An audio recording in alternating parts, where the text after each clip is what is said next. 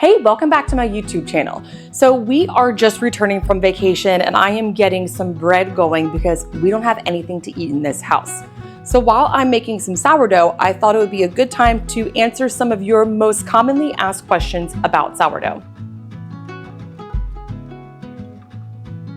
Question number one, which came from the Moon and Magnolia Sourdough Support Group on Facebook. I will leave a link for that in the description box. Can you tell me more about making sourdough with Kamut flour?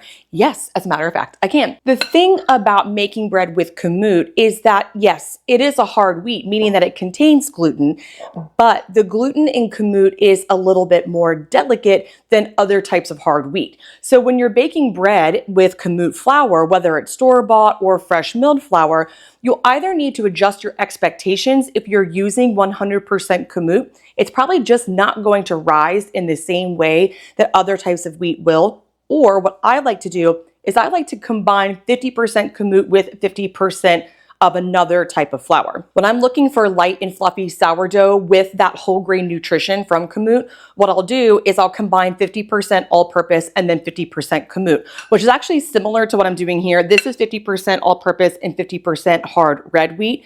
So you would just combine the two flours like I am here. But if I am doing a 100% fresh milled flour, what I would like to do is combine 50% hard white wheat and 50% Kamut. You won't get quite the rise that you will with all-purpose because that's just the nature of fresh milled flour, but it's a really mild and delicious flavor. And that's actually my favorite combination for 100% fresh milled flour bread. Okay, since I'm about to pour this starter into my flour here, it's a good time to answer this question. How do you fix an acidic starter? And actually, I think my starter might be a little bit acidic. It's been in the fridge for a little bit since I've been on vacation.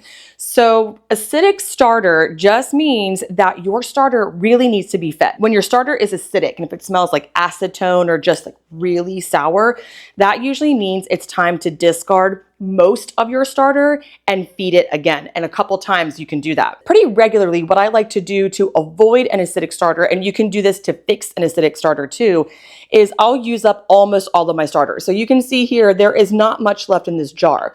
So discarding almost all of your starter, like 75% or more, and then giving it a good feeding. So when I get down to something like this, for example, what I'll do is I'll put equal parts flour and water in the jar. So in this case, I'll probably put like, I don't know, 100 grams of flour and 100 grams of water in here, and that will help reduce the acidity. I've seen other people say things like you can discard half and give it a 1-5-5 feeding to reduce the acidity.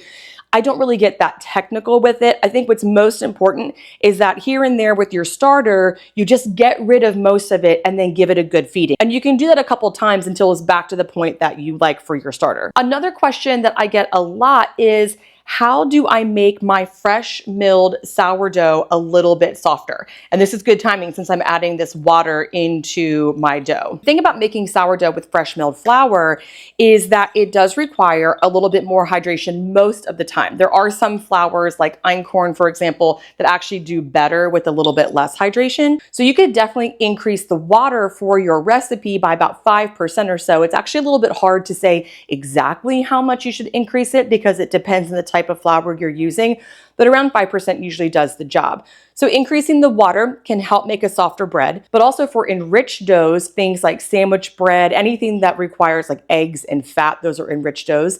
For those types of breads, I found that what works even better than increasing the water is to add an extra egg and to increase the honey. Those ingredients really make the bread nice and tender, and I found that that just works a little bit better. For fresh milled flour, a lot of people swear by using things like vital wheat gluten and other additives. I'm sure they work totally fine. I've just never tried them. So I cannot tell you whether or not they make your bread softer from experience, but just based upon what I've seen online, they definitely work. So I'm actually going to order some of these ingredients soon and experiment with them so I can give you some true feedback about whether or not they make your bread softer. But that's something else to consider too. If you're just not getting the quality or the consistency with fresh milled flour that you want, that's something you could try. I have a lot of starter questions recently, so I'm just going to roll through some of these while I feed my starter. And as I mentioned before, I'm kind of down to the bare bottom here. So I'm just going to give it about 100 grams of flour and 100 grams of water. Honestly, I often just kind of eyeball that, but I'll use my scale today since we're talking about how to do things the right way. Okay, so this question says, I'm a newbie to fresh milled flour and I haven't started sourdough yet. Welcome to the journey. Once you start with a particular type of wheat berry, how do you navigate changing the wheat berry for the starter if you want to do so? So this is a great question. I actually have a full blog and a full YouTube tutorial about how to feed your starter different types of flour. But really, to be honest with you, you don't have to do much. There are two ways that you can navigate changing the type of flour that you feed your starter. One, you can just do it cold turkey. Just switch berries. If you do that, sometimes, this hasn't really been totally true in my experience, at least not so much that it's made much of a difference, but sometimes your starter can react a little bit funky just because there's a new microbiome being introduced to your starter. Every type of wheat berry and flour has its own microbiome and its own set of bacteria. And so when you change the flour, that can just kind of mix things up for a little bit.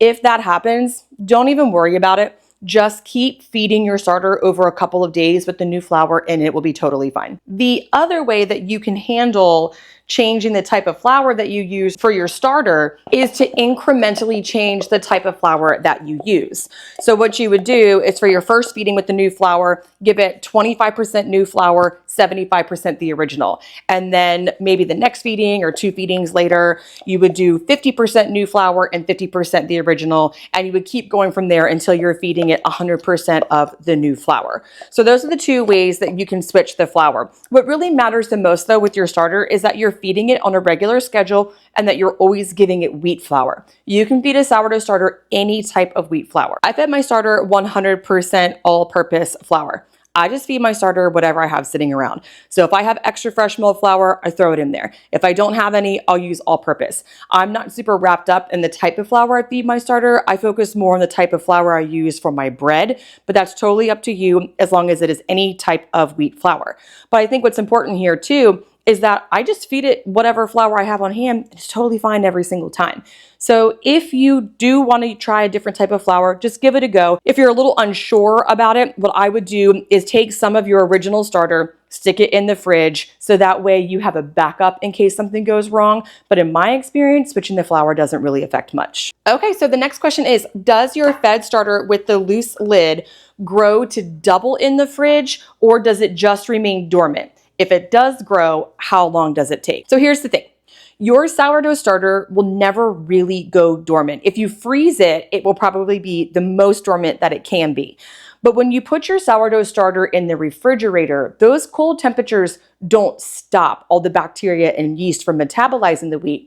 It just slows it down. With sourdough, whether it's your starter or dough, the warmer the temperature, the faster the fermentation, the colder the temperature, the slower the fermentation. So if you were to feed your starter like I just did and stick it in the fridge right away, it will get bubbly and it will double. It will just take a long time because the fridge is cold. I can't really answer how long it would take for it to double because that depends on a number of factors. Time is not really a great indicator for anything in sourdough because there's all these factors that come into play: temperature, the strength of your starter, the type of flour, that determine the amount of time your starter needs to double. If you really need to know though how long it takes for your starter to double in the fridge, what I would do is I would just stick with a really regular routine and keep an eye on it. And that will tell you in general how long it takes for your starter to double in the fridge. If I feed my sourdough starter whole wheat flour and put it in a fridge that's a little bit warmer, say, than your fridge, it's going to double faster. But if you're using all-purpose flour and have a colder fridge, it's going to double slower. So really, I think it's a matter of sticking with the process and really paying attention to see how long it takes to double in the fridge for you. Okay, so a question I've been getting a lot in the comments on my blog is, do I need to use a stand mixer for sandwich bread or other enriched doughs? And the answer for that is, whoops, sorry about that. The answer for that is no, you do not have to use a stand mixer. So rustic, no-knee breads like this, they don't need a stand mixer at all. You just mix them together with your hands, do stretch and folds throughout the day, and you're done. Enriched doughs usually require some sort of intense mixing, but you don't have to use a stand mixer. I prefer a stand mixer because it's just a little bit easier. And what I like about a stand mixer is once I mix up that dough, I don't have to think about it again. I don't have to deal with stretch and folds throughout the day. It's mixed, fermenting, good for 12 hours without any hands-on assistance. But with that said, if you don't have a stand mixer, you can simply just do stretch and folds for any sourdough recipe. So you can just mix the dough together, then mix it by hand like I'm doing right now, let it sit for 30 minutes, and then begin a series of stretch and folds throughout the day. I have a blog post about how to do stretch and folds. I'll leave that in the description box. How many stretch and folds you do and how often, it kind of doesn't matter. I would recommend trying to get in a cycle of stretch and folds every 30 minutes or so whenever you think about it, over the course of a few hours. And within each cycle, I recommend just stretching and folding the dough until you notice that there's some resistance. Then you stretch and fold dough. The first few stretches are like really long and dramatic and they're super fun. But as you go through that cycle, they just don't stretch as much. Once you notice the dough isn't stretching as much, just let it rest, get back to it in 30 minutes again or whenever you think about it. And that's about it. You know, when you look at recipes, they always have these like exact number of stretch and folds and how often to do them. And that's simply because you're trying to tell people how to do it. And you need some sort of direction, some sort of framework to get people going. But really, it doesn't have to be that rigid. So get about 6 cycles of stretch and folds in, stretch and fold them in each cycle until you notice resistance, and you will be totally fine without a stand mixer. Okay, so some rapid fire questions here about sourdough starter. Can you tell me how to revive a starter from frozen? I tried, but it didn't work. I'll leave a couple resources from my blog and YouTube channel in the description box about this, but generally when you have frozen sourdough starter, which is a great way to keep some on hand in case yours goes bad or something like that, you can pull it out, thaw it, and then start to feed it a 1-to-1 ratio over the course of a few days. If it seems like it's not coming back to life, what I recommend doing is feeding it every 12 hours with at least 50% whole wheat flour just to get a lot of nutrients back into that starter. And do that for a few days to see how it goes. How do you use fresh milk flour for a starter? You can use fresh milk flour just like you would any other flour for your starter. The only thing I would recommend doing differently is increasing the hydration just a little bit because that fresh milk flour is thirsty. It needs a little bit more water. So when I did my fresh milled flour starter tutorial, I gave it 50 grams of fresh milled flour and 55 grams of water, and that worked out perfectly. What is the gray liquid on top of my starter? That is called hooch, and it's a byproduct of all the yeast and bacteria. When you see a layer of gray liquid on the top of your starter, that just means your starter is hungry.